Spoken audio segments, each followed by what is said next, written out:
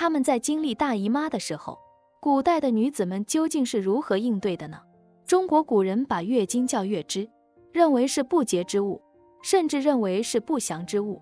对很多女性来说，几乎每个月总有那么几天，小腹胀痛、四肢无力、痛经，这可以说是很多女性最痛苦的时刻了。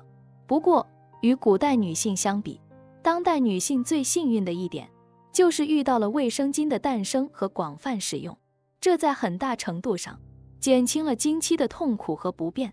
不过，古代女子没有卫生巾，来大姨妈的时候是如何解决的呢？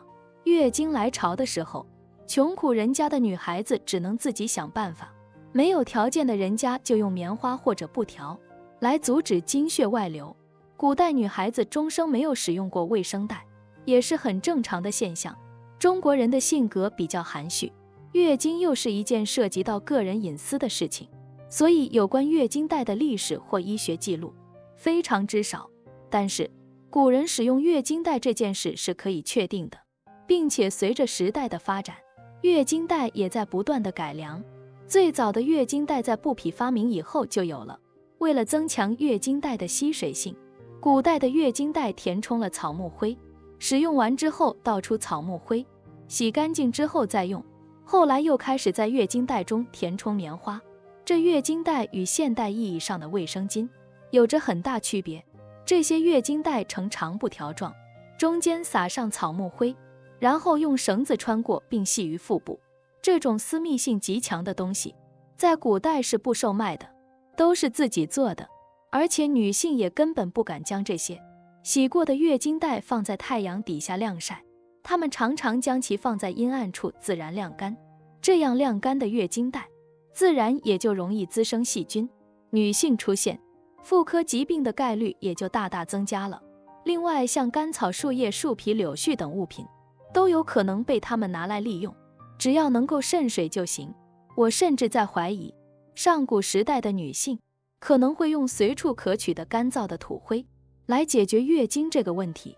纺织物的出现可能既是女性的智慧，也是女性的福音了。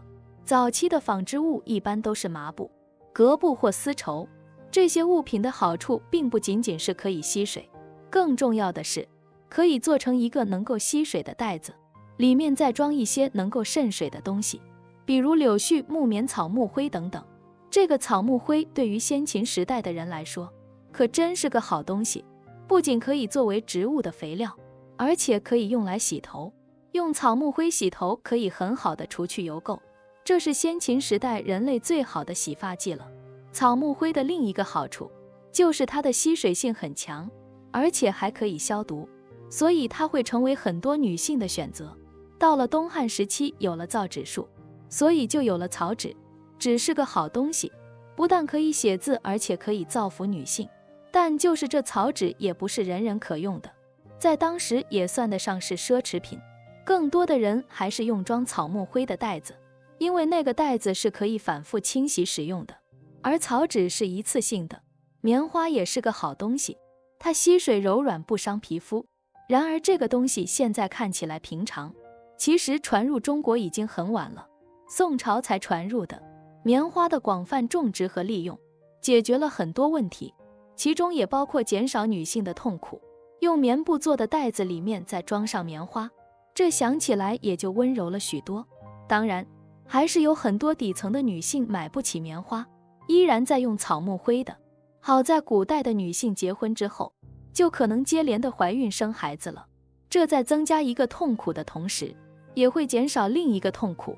直到后来出现了比较柔软吸水的卫生纸，再后来出现了比较科学的卫生巾、卫生棉条等等，困扰女性数千年的这个问题，总算有了一个比较好的解决方案。然而卫生巾的发明和利用，至今也就100年左右。直到20世纪初期，一些聪明的商人看到了大众需求，嗅到了市场商机。1921年，美国一家公司终于研制出第一条可抛弃式的卫生棉了。到了70年代，不干胶的技术得到了普及，真正具有革命意义的东西出现了，那就是背后有胶条的卫生巾。而卫生巾进入中国是很晚的事情了，现在活着的80岁以上的农村妇女年轻的时候还曾经用的是卫生袋呢。所以我们不得不感叹了，做女人真的不容易啊！欢迎关注我的频道，这样就不会错过更多精彩内容。